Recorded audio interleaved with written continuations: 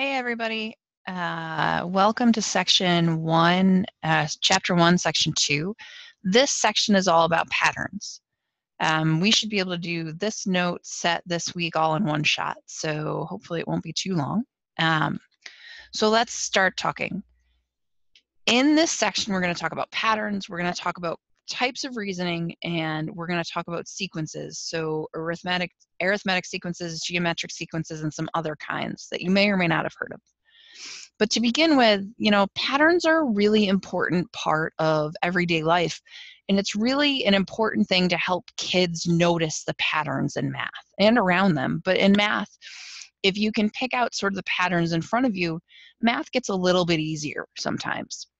So we see traffic patterns, and they might determine when we decide to drive somewhere. Like I know I have to take my daughter to a birthday party in Philadelphia this weekend. I'm not leaving at noon on a Saturday for sure. If you've watched, TV shows that are about crime, there's always patterns in there that they use to sort of catch the criminals. But also if you're a scientist or, in any sort of financial role in a company, you look for the patterns to draw conclusions about how work is going. So the kinds of patterns that kids get introduced to first are ones like this, where you find the next three pictures, right? So if we find the next three terms in this pattern, what goes next? Well, two hearts, right? And a rectangle. And you can keep going. Each individual item in a pattern is a term. So when you ask about terms in a pattern, you're asking for the next item or the next thing, okay? So here's another pattern.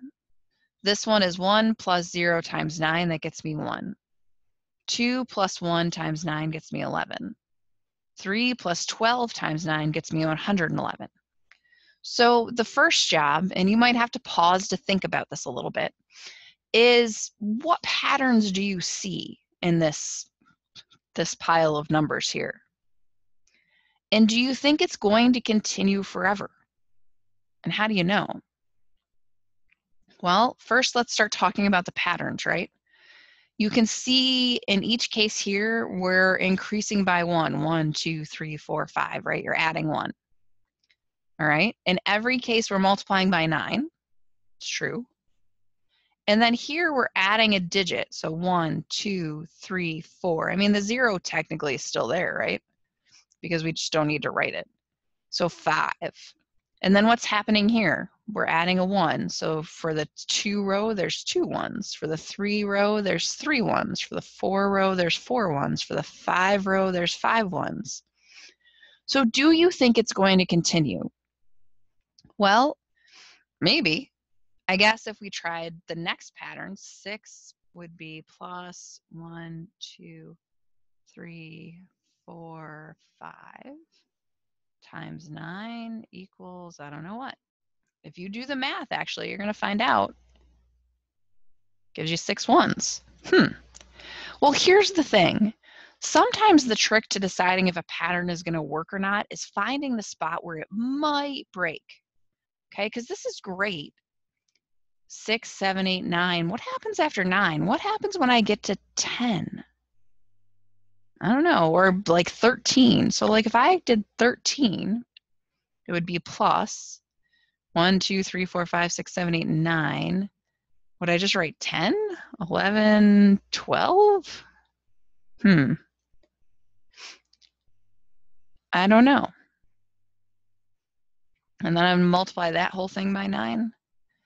If you actually work this out, and if you used a calculator, I'm not sad. This isn't a calculator where we use a class where we use a calculator, but in this case, to see, it actually doesn't continue. So what happens is as soon as you start to have to repeat digits, it breaks. So a lot of times when you're looking to see if a pattern will continue on or not, look for the spot where something different is going to happen.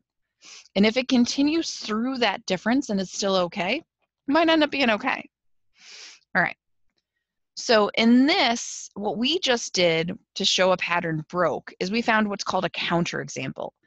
it's an example that shows your conclusion to be wrong. It's how you prove somebody wrong, right?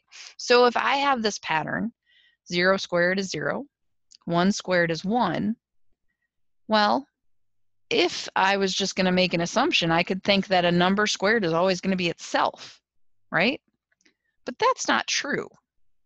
The counterexample would be 2 squared, right?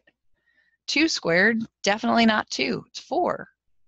So here's our counterexample to say, no, this pattern not going to hold. All right, so let's do something. So here is a task. This is about arithmetic sequences, and we'll learn a little more about what those are in a second. But there's a pattern here first. Okay, so we have a pyramid. Imagine a pyramid. It's got 2 bricks on the top, 4 bricks underneath it, 6 bricks underneath that, and so on and so on. There's 200 bricks in the bottom row. Well, first we have to figure out how many rows of bricks there are. Then it wants us to write and interpret the first 10 terms of the sequence. Okay. And then we have to find a pattern and a formula. Okay. So let's start at the beginning. And actually, what you should do right now is pause and try this. It's okay. It doesn't have to work right. We're going to talk about it, but you do have to try it. Okay. All right. So hopefully you've tried it, and maybe halfway through you want to pause again and do some work. That's okay too. So let's start together. I imagine I'm going to make a chart. I'm going to have rows. I guess I can't have a pen right there. Row. And I'm going to have bricks. So in row number 1, it told me I have 2 bricks, right? Great. In row number 2, it's got 4 bricks. I'm going to extend my page a little bit. In row number 3, it's got 6. In row number 4, that would make it 8. Okay, well, great. So I need to know the total number of rows. Well, all I know is that eventually the bottom bricks has 200. Do you see a relationship from bricks to rows that we could use? Well, sure, right? If I divide 8 by 2, I get 4. If I divide 6 by 2, I get 3. If I divide 4 by 2, I get 2. If I divide 2 by 2, I get 1. So I can use that here. 200 divided by 2 is 100. So the first answer up here is we can tell there's 100 rows of bricks. All right, then it says write and interpret the first 10 terms of the sequence. So that means I want to know the first 10 rows of bricks. So I just have to continue this on a little further. 5 would be 10, 6 would be 12, 7 would be 14, 8 would be 16, 9 would be 18, 10 would be 20, right? So what we see is that in each case, the number of bricks is increasing by 2, right? Okay, so that's interpreting. This is the common difference in the pattern, okay? The common difference is when we add or subtract the same amount every time. So in this case, our common difference is 2. We're going to add 2. All right, so now let's see. We have to discover a formula. Well, if I wanted to find the number of bricks in row n, the nth row, I don't know what row that is. I just know there's some number I want to figure out. What would I do? How do I get from here to here? Well, I do 10 times 2 gets me 20. 9 times 2 gets me 18, right? The opposite of what we did the first time. 100 times 2 gets me 200. So whatever I do to get from here to here, it's multiplied by 2. So this has got to be 2 times n. So that's my formula. The nth row is just 2 times n. If that's the formula, how many bricks are in the 76th row? So if I have 76 on this side, 76 times 2, well, let's see, 70 times 2 is 140.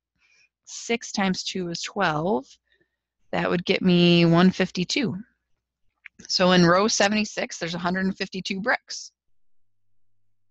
Then the last one is tricky. It looks more straightforward than it is. It says compute the number of bricks in the first 12 rows. Uh-oh. Well, let's see. The number of bricks in the first 12 rows. So that sounds like I have to add this, 2 plus 4 plus 6 plus 8 plus 10, all the way up to 24. Well, that sounds kind of familiar, doesn't it? Sounds like the sum of a sequence. We've used this, 2 plus 4 plus 6, all the way up to whatever 12 would be, 24. Aha. Well, we have a way to do this, don't we? We do first plus last. So 24 plus 2 is 26. And then the number of elements is last minus first. 24 minus 2 is 22, right? But we're counting by twos. So 24 minus 2 is 22. But I'm counting by 2, so I divide by what I'm counting by. That gets me 11, and then I always add 1. So that gets me 12. And then I still used a sum here, right? So I'm still going to divide by 2. 26 times 12 is 260, 312, okay? That's 312 divided by 2. So 312 divided by 2, 300 divided by 2 is 150. 12 divided by 2 is 6, so I'm going to get 156. So in the first 12 rows, I need 156 bricks. Cool. All right. So let's talk a little bit about reasoning. The first 3 questions were inductive reasoning. I got to observe and then make a generalization. Total number of bricks, write the first 10 numbers, identify the pattern, okay? The last question asked us to find the formula. That's deductive reasoning. It gives us the proof of why something works every time, okay? So inductive reasoning is generally observations made on a specific case. And then you observe patterns and you make a generalization. But sometimes, just like we did way back with that pattern that broke, you can make an observation or a generalization from the pattern that might not actually hold up, okay? In deductive reasoning, you make a general rule and then you come to a conclusion. So think about definitions and theorems that we assume to be true. In math, we use deductive reasoning to prove that things are valid. They're used to prove truth. That will matter to us in the next section after this in 2.1. But it's just important to realize that that's the path forward, okay? So we've done reasoning, we've done patterns. Let's talk about sequences. Sequences are a modeling tool. You know, we can talk about population growth in sequences, we can talk about bricks, we can talk about any kind of growing pattern. A sequence is a list of numbers, and each number in the list can be determined from the previous one. So there's some sort of rule that says do this thing and get the next number. Actually, in elementary schools, and a lot of times you'll see them called function machines, or there'll be some like mystery box or something where the teacher will say like, oh, I'm going to put a number in, and it's going to do something to the number, and some different number is going to come out the other side. We have to figure out what the mystery box is doing. Okay, each number in the sequence is a term, just like we talked about before. There are 2 important kinds of sequences in this course. The first is an arithmetic sequence. An arithmetic sequence is a list of numbers that differ by a constant amount, the common difference, okay? The common difference. So it's either you're adding on the same number time after time, or you're subtracting the same number time after time. In this case, 4 to 7 to 10, we're adding 3, right? So our common difference is a positive 3. 5, 10, 15, 20, our common difference is a positive 5. It could go the other way. I could do 20, 15, 10. Our common difference there would be a negative 5. We're taking away. Okay, these are called recursive sequences because each new term is found after you have this one. So to find, let's see, You know, I could find 10 and then 13, and then I'd find the next term based on the 13 and the next term based on that number. There, you find the successive term based on the previous term, okay? So that's arithmetic. There is a formula for finding the nth term of an arithmetic sequence. Here's how it works. So to find the nth term, any term, that's what that means, the nth term, any number I want, we take the first term plus n minus 1, this is constant, okay, times the difference. The common difference is that d. So in our first example, we had 4, 7, 10. Okay, that's our sequence. So to find our nth term, we have a to the n. Our first term is a 4, okay, plus n minus 1. Our common difference is 3, right? And then we're going to like make this better, right? So we're going to distribute the 3.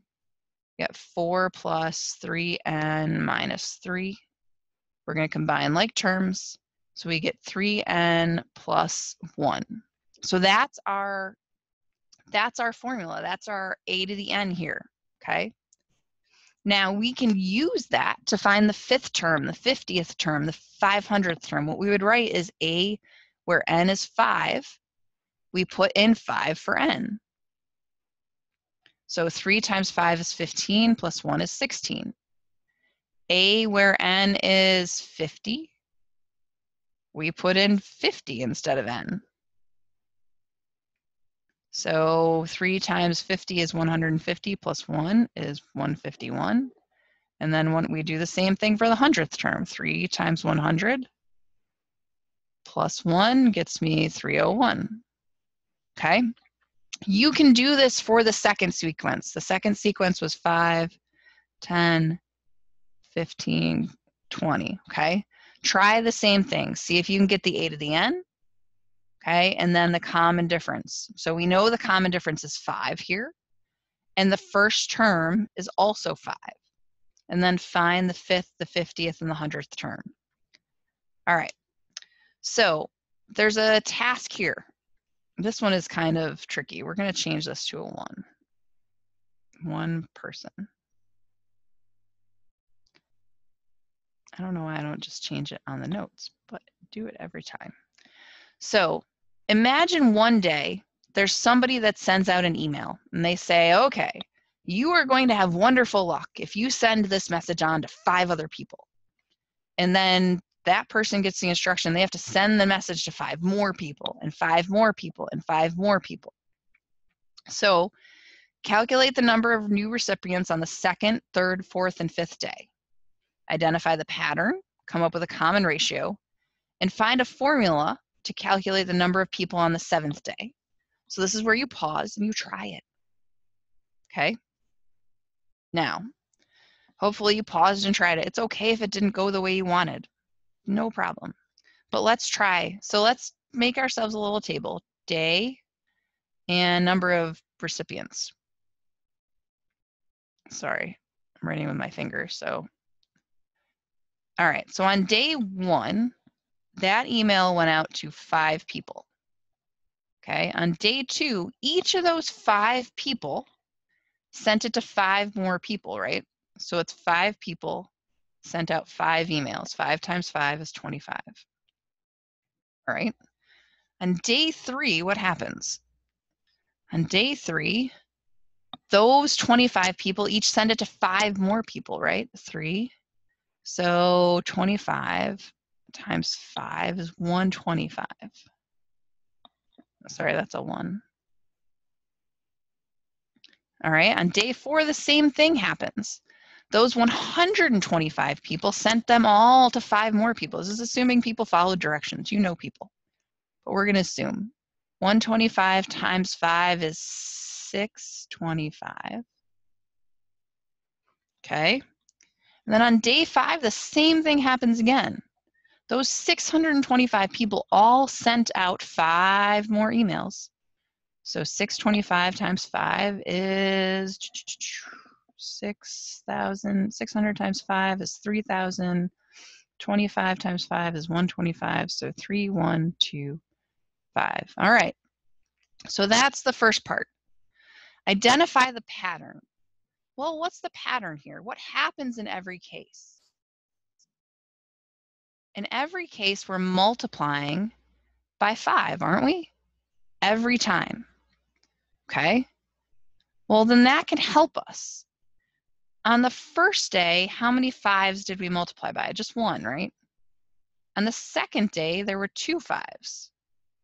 On the third day, let's see, 25 is made of 2 5s, and 1 more, that would be 3 5s. On the fourth day, let's see if it works. 125 was made of 3 5s, and another one is 4 5s. Ha! And on the fifth day, the same thing happens.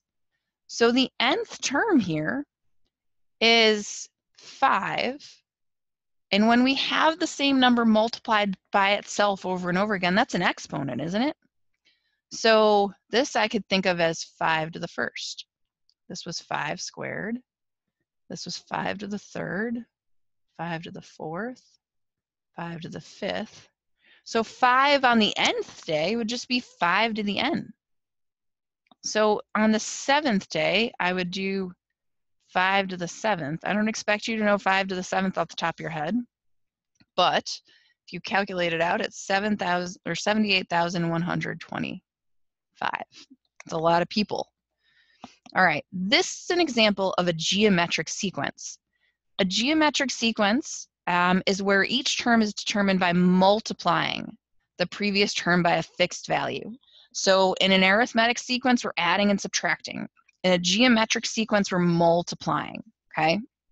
So the fixed value you're multiplying by is called the ratio.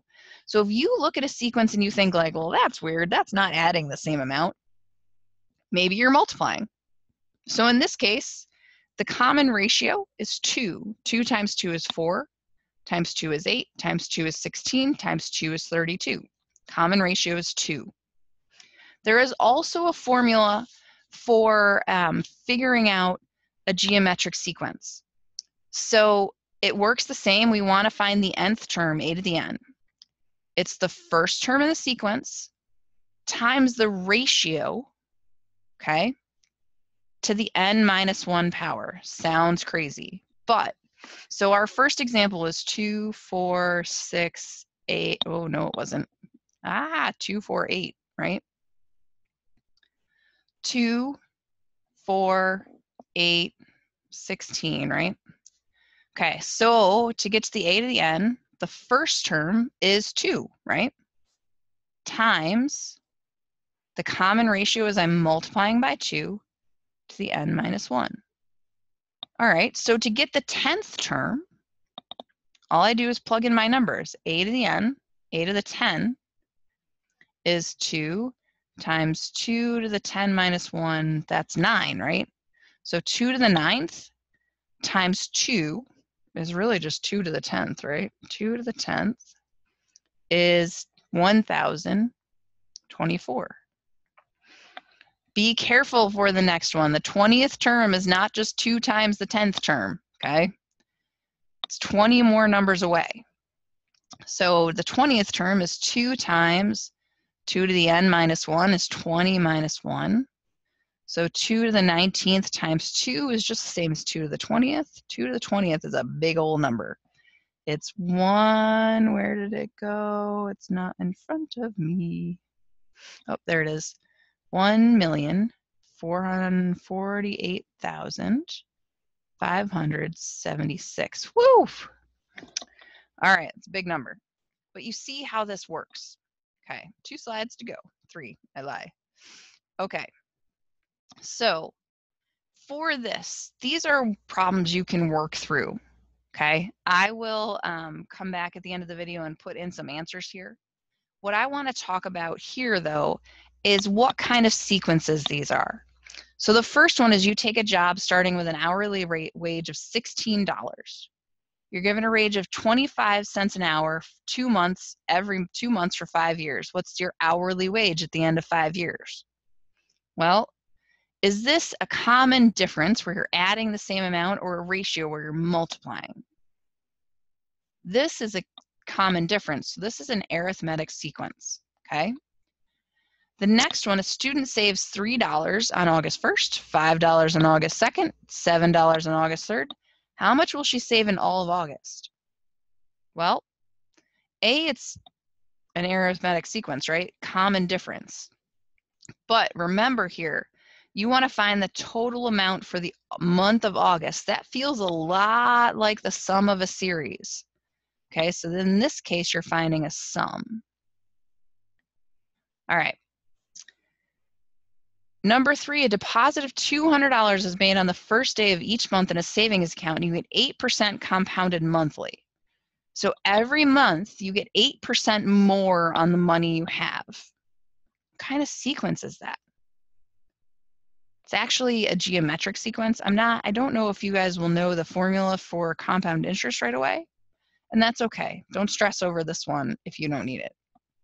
All right, and then use the difference to find a pattern and to find the 7th sequence, or 7th number.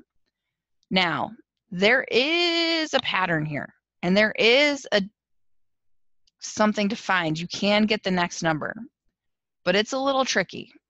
So this one, let's look at. 5 to 6 is 1, and then 5, and then, 15, and then 22. There doesn't seem to be a common difference or a common ratio there, which is pretty weird, okay? But something interesting happens here. So this was 8, this is 15, that's 22, that's, I don't know, 29. So you can see that there's actually something in patterns that's important to notice. It's actually called a second difference. So sometimes when you see a pattern and it's not working out, take the difference again. So from 1 to 8 is 7. From 8 to 15, 7. From 15 to 22, 7. 22 to 29, 7. That's a second difference. Okay, so that will help you find the next term, because I'm just going to add 7 onto 29. That's 36. 80 plus 36 is 116. Aha. So the idea of second difference is going to show up in your homework. So this is the example that we're thinking about there. There are 2 other kinds of sequences. One is, there are lots of other kinds of sequences. There's 2 other important ones to be aware of. The first is the Fibonacci sequence. This is the most sort of famous sequence that isn't arithmetic or geometric. Can you look at it and know how it works? So take a second and think about it. Okay, and you may have seen it before. Fibonacci is awesome because Fibonacci actually happens everywhere in nature. If you look at the inside seeds, the number of seeds inside the circles in a sunflower, it's a Fibonacci sequence. They're in seashells. They're in all kinds of places. It's crazy. Okay, they're called Fibonacci spirals. So the way Fibonacci works is 1 plus 1 is 2. 1 plus 2 is 3. 2 plus 3 is 5. 3 plus 5 is 8, and so on. Okay? That's how Fibonacci works. There are also these things called figurative numbers. They're not arithmetic or geometric, but they are numbers you know square numbers. But here's the thing. A figurative number is called that because it makes a figure. So think about square numbers. They're called this because they make squares. 1, 4, 9.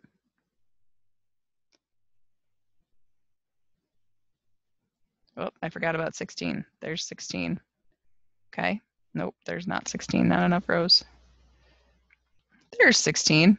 Okay. 25. They make actual squares. The same thing is true with triangular numbers. 1, 3, 6. Okay.